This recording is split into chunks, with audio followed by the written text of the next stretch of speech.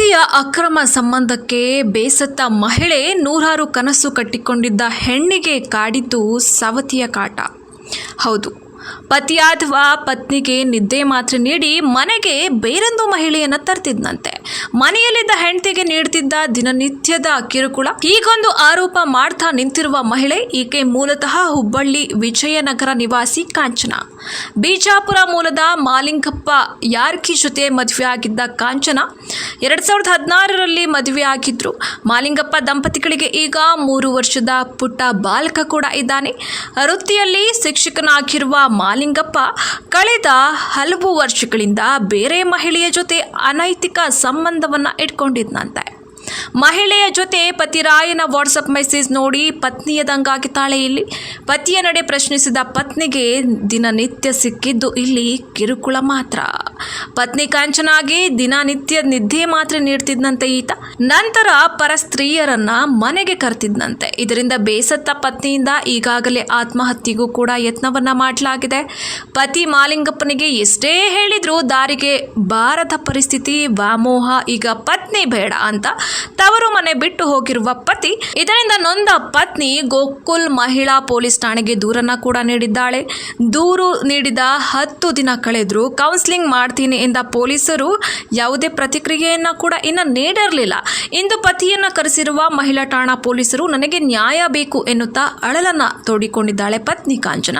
ಇನ್ನು ಕಾಂಚನ ಸಹಾಯಕ್ಕೆ ಕರ್ವೆ ಮಹಿಳಾ ಘಟಕದ ಅಧ್ಯಕ್ಷೆ ಕೂಡ ಬಂದಿದ್ದಾರೆ. ಹಾಗಿದ್ರೆ ಕರ್ವೆ ಮಹಿಳಾ ಘಟಕದ ಅಧ್ಯಕ್ಷೆ ಏನೆಲ್ಲ ಮಾತನಾಡಿದ್ದಾರೆ ಎನ್ನುವುದನ್ನ ನೋಡೋಣ ಬನ್ನಿ. ಹುಬ್ಬಳ್ಳಿ ತಾಲೂಕು ಮಹಿಳಾ ಘಟಕದ ಅಧ್ಯಕ್ಷ ನಾನು. ಇವರು ನಾವು ತುಂಬಾ ದಿವಸದಿಂದ ಪರಿಚಯ.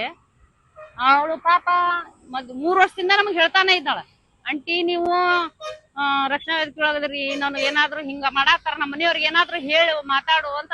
ನಾವ್ ಒಂದೇ ಸರಿಗ ಕ್ರಮ ತಗೋಬಾರ್ದಲ್ಲ. ಗಂಡ್ಮಕ್ಳ ಮೇಲೆ ಇವೆಲ್ಲ ಇದು ಇರೋದ ಏನ್ ತಿಳ್ಕೊಬೇಡಮ್ಮ, ಇರವ ಸುಧಾರ್ಸ್ತಾನ, ನೀನ ತಿಳಿಸಿ ಹೇಳು ಅಂತ ಹಿಂಗಾಕಿ ಹೇಳ್ಕೊಂಡ್ ಧೈರ್ಯ ಹೇಳ್ಕೊಂಡ ಬಂದಿವ್ರಿ. ಪಾಪ ಆಕಿನ ಇಲ್ಲಿ ಮಟನ ಬಂದಾಳ. ಆದ್ರ ಅವ ಆಗಿದ್ದ ಘಟನೆ ಎಲ್ಲಾ ಹೇಳೋದ್ ಕೇಳಿದ್ರೆ ನಮಗೂ ನೋವು ಅನಿಸ್ತೈತಿ. ಒಂದ್ ಹೆಣ್ಣಿಗೆ ಪಾಪ ಹಿಂಗ ಅನ್ಯಾಯ ಮಾಡ್ಬಾರ್ದು. ಮಾಡ್ಕೊಂಡ್ಮೇಲೆ ಚೆನ್ನಾಗ್ ನೋಡ್ಕೋಬೇಕು. ಇಲ್ಲಾಂದ್ರೆ ಬೇರೆ ಒಂದ್ ಹೆಣ್ಣಿಗೆ ಜೀವನ ಹಾಳು ಮಾಡಕ್ ಹೋಗ್ಬಾರ್ದು. ಇವ್ರು ಶಾಲೆ ಶಿಕ್ಷಕಾಗಿ ಹೆಂಡತಿಗೆ ಹಿಂಗ್ ಮಾಡಿದ್ರೆ ಬೇರೆದವ್ರಿಗೆ ಏನ್ ಪಾಠ ಮಾಡ್ತಾರ್ರಿ ಇವ್ರು? ಏನ್ ಪಾಠ ಮಾಡ್ತಾರ? ಹೋಗಿ ಇದನ್ನ ಪಾಠ ಮಾಡ್ತಾರ ಇವ್ರು? ಈ ಒಂದ್ ಹುಡುಗಿ ಅನೈತಿಕ ಸಂಬಂಧ ಇಟ್ಕೊಂಡಾರಂದ್ರ ಹೆಂಡತಿಗೆ ಗೊತ್ತಾಗಿದ ಮೇಲೆ ಅದನ್ನೆಲ್ಲ ಸರಿ ಮಾಡ್ಕೋಬೇಕಲ್ಲ. ಮುಂದ ಗೊತ್ತಿಲ್ದ ಆಗಿತ್ತು, ಆಗಿ ಹೋಗಿತ್ತು, ಆದ್ಮೇಲೆ ಸರಿ ಮಾಡ್ಕೋಬೇಕು, ಬಿಡ್ಬೇಕು. ಹೆಂಡತಿ ಏನಾಗಲ್ರಿ, ಮಾನಸಿಕದಾಳ ಇವಳು. ಬಂಗಾರದಂತ ಮಗು ನೋಡಿದ್ರೆ ಕಣ್ಣಿಗೆ ನೀರ್ ಬರ್ತಾವ, ಅಷ್ಟು ಚಂದ ಮಗು ಐತ್ರಿ. ಹೆಂಡತಿ ಚಂದ ಬಿಟ್ಟು ಬೇರೆದವ್ರ ಜೊತೆ ಇವ್ರು ಮಾಡಕ್ ತಪ್ಪಲ್ವಾ? ಅದನ್ನ ನಾವು ಮಾತಾಡ್ಬೇಕಂತ ಅವ್ರಿಗೆ ಭೇಟಿ ಆಗ್ಬೇಕಂತಂದ್ರೆ ನನಗಂತ್ರ ಅವ್ರು ಭೇಟಿ ಆಗಿಲ್ರಿ. ಈಗ ಇವ್ರು ಬಂದ್ ಭೇಟಿ ಆಗಿ ಬಂದಿಂದ ನಾ ಕಂಪ್ಲೇಂಟ್ ಕೊಡ್ತೀನಿ ಇಲ್ಲೊಂದು. ಎಲ್ಲ ಹೇಳ್ರಿ ಪೊಲೀಸ್ ಸ್ಟೇಷನ್ ಮೆಳಾಕ ಪೊಲೀಸ್ ಸ್ಟೇಷನ್ಗೆ ಅವ್ರು ಕರೆಸ್ತಾನೆ ಅಂತ 10 ಕಂಪ್ಲೇಂಟ್ ಇನ್ನು FR ಆಗಿಲ್ರಿ. ಹಂಗ ಕರೆದು ಕೌನ್ಸಿಲಿಂಗ್ ಮಾಡ್ತೇನೆ ಅಂದ್ರು ಅವ್ರು. ಕರೆದು ಕೌನ್ಸಿಲಿಂಗ್ ಮಾಡ್ತೇನೆ ಅಂದಿದ್ದಕ್ಕ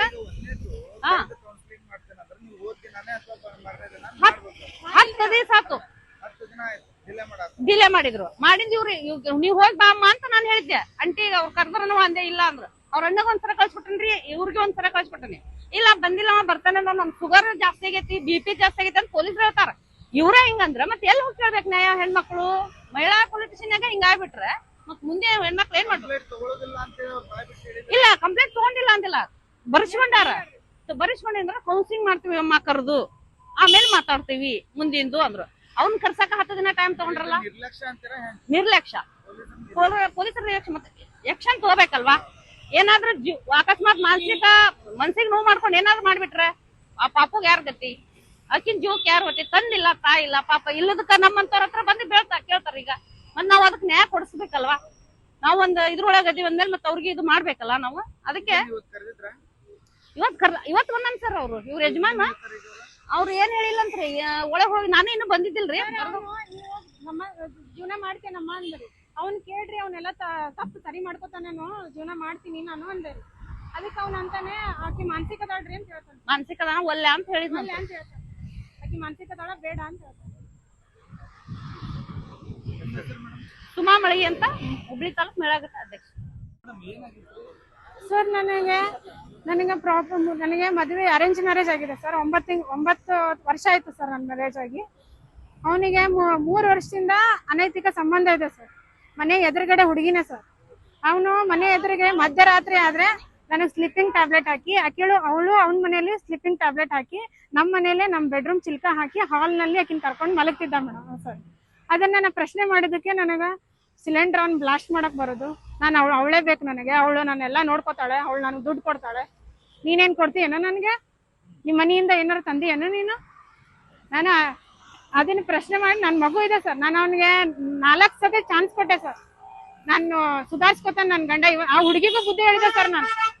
ನಾನು ಸಾಕ್ಷಿ ಸಮೇತ ಅದಾವ್ರಿ ಸರ್ ನನ್ನ ಹತ್ರ. ನಾನು ಸೂಸೈಡ್ನು ಮಾಡ್ಕೊಂಡೆ ಸರ್. ನಾನು ಬಿಟ್ಬಿಡ್ರಿ, ಇಷ್ಟಕ್ಕೆ ಬಿಟ್ಬಿಡ್ರಿ, ನನ್ನ ತಂದೆ ತಾಯಿ ಇಲ್ಲ, ನನಗೆ ಮಗು ಇದೆ, ಸಣ್ಣ ಮಗು, ನನ್ನ ಗಂಡನೇ ಎಲ್ಲ ಆಸರ, ಬಿಟ್ಬಿಡೋ ಹುಡುಗಿ ಅಂತ ಆ ಹುಡುಗಿಗೂ ಹೇಳಿದೆ ಸರ್. ಅವಳದು ಮದುವೆ ಆಗಿದೆ ಸರ್, ಆಕಿ ಗಂಡ ಬೆಂಗಳೂರಿನಲ್ಲಿ ಇರ್ತಿದ್ದ ಸರ್.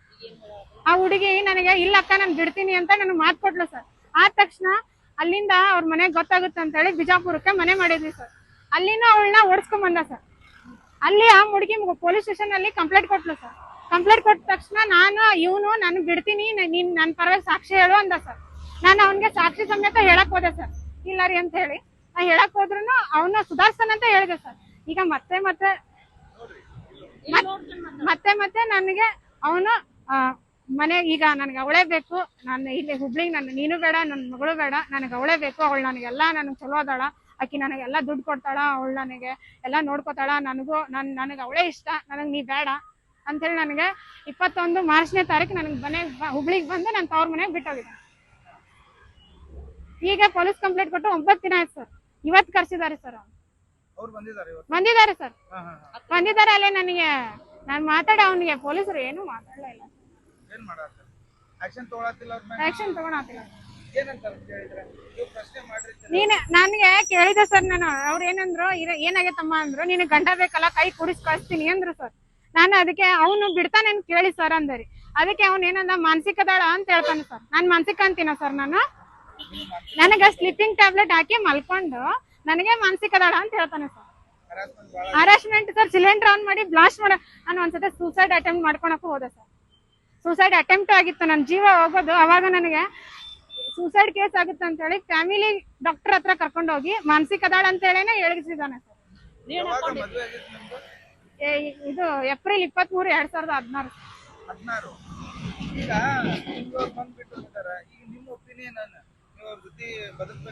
ಸರ್ ಅವ್ನ್ ಕಾಂಡೋಮ್ ಇಟ್ಕೊಂಡು ಅಡ್ಡಿರ್ತಾನೆ ಸರ್. ಸ್ಕೂಲಲ್ಲಿ ಬ್ಯಾಗ್ ಚೆಕ್ ಮಾಡಿದ್ರೆ ಹೊಡಿತಾನೆ ಸರ್, ಕಿಶೆ ಚೆಕ್ ಮಾಡಿದ್ರೆ ಹೊಡಿತಾನೆ ಸರ್. ನನಗೆ ಕಿಶೆ ಚೆಕ್ ಮಾಡಿ ಫೋನ್ ಮುಟ್ಟಿಸೆ ಕೊಡಲ್ಲ ಸರ್. Phone lock ಇಟ್ಕೊಂಡಿರ್ತಾನೆ.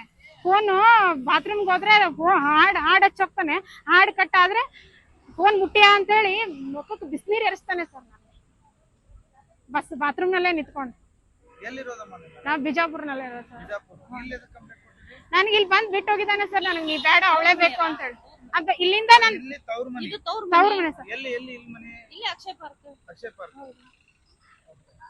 ಅಣ್ಣನ ಮನೆ ಇರೋದು ವಿಜಯನಗರ ಸರ್. ಇಲ್ಲಿ ಅಕ್ಕನ ಮನೆ ಬಿಟ್ಟು ಹೋಗಿದ್ದಾನೆ ಸರ್.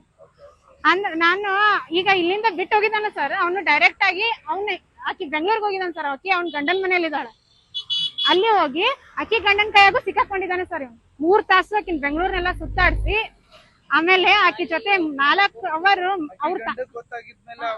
ಅವನು ಮಾತಾಡಿದ ಸರ್. ಕಂಪ್ಲೇಂಟ್ ಕೊಡಿ, ನನ್ ಡ್ಯೂಟಿ ಐತಿ, ನಾನು 25 ಲಕ್ಷ ರೂಪಾಯಿ ಸಾಲ ಮಾಡೀನಿ, ನಾನು ರಮ್ಮ ದುಡ್ಯಾಕ್ ಹೋಗ್ತೀನಿ, ಇವ್ನು ಕರ್ಕೊಂಡ್ ಮಕ್ಕೋತಾಳ, ಇವನು ಈಕಿನ್ ನಮ್ ಮನೆಗ್ ಬಂದ್ ಮಲ್ಕೊಂಡ್ ಹೋಗಿದ್ದಾನೆ, ಇವ್ನ ಬೆಂಗಳೂರ್ನೆಲ್ಲ ಸುತ್ತಾಡ್ಸಿದಾನೆ ಇವನು ಅಂತೇಳಿ ಅವಳು ಹೇಳ್ತಾಳ ಸರ್. ನನಗೆ ನ್ಯಾಯ ಬೇಕು. ನನಗೆ ನನ್ನ ಮಗಳಿಗೆ ನ್ಯಾಯ ಬೇಕು, ಅವ್ರಿಗೆ ಶಿಕ್ಷೆ ಆಗ್ಬೇಕು ಸರ್. ಅವ್ನ ಜೊತೆ ಬಾಳೆ ಮಾಡಕ್ ನನಗೆ ಕೊಲೆ ಬೆದರಿಕೆ ಇಟ್ಟಿದ್ದಾನೆ ಸರ್. ಅವನು ನನಗ್ ಬಿಡುದಿಲ್ಲ ಸರ್. ಅವನು ನನಗ ಕಾನೂನು ರೀತಿ ಶಿಕ್ಷೆ ಆಗ್ಲಿ. ನನಗೆ ನನ್ನ ಮಗಳಿದಾಳ್ ಸರ್. 3 ವರ್ಷ ಸರ್. ನನ್ನ ಮಗಳಿದಾಳ್ರಿ. ನನ್ನ ಮಗಳಿಗೆ ನನಗೆ ಏನಾದ್ರು ಜೀವನಕ್ಕೆ ಮಾಡ್ಲಿ ಸರ್. ಶಾಲಾ ಶಿಕ್ಷಕ ಆಗಿ ನಂದು ಜೀವನ ಹಾಳಾದಂಗ ಬೇರೆ ಹೆಣ್ಮಕ್ಳು. ಶಾಲಾ ಶಿಕ್ಷಕ ಸರ್ ಅವನು. ಸಿದ್ನಾಥ್ LT ತಾಂಡ ಅಂತೇಳಿ. ಅವ್ರ ಮನೇಲಿ ಅವ್ರ ಅಕ್ಕಂಗಿರ್ಗೆ ಹೇಳಿದ್ರೆ, ಮನೇಲಿ ಕಂಪ್ಲೇಂಟ್ ಮಾಡಿದ್ರೆ ಅವ್ರ ಅಕ್ಕಂಗಿರ ಅಂತಾರ, ಅವ 10 ಮಂದಿ ಜೊತೆ ಮಕ್ಕೊಂಡ್ ಬರ್ಲಿ, 3 ದಿನ ಬಿಟ್ಟು ಬರ್ಲಿ, ಮನೆಗ್ ಬರ್ತಾನಲ್ಲ.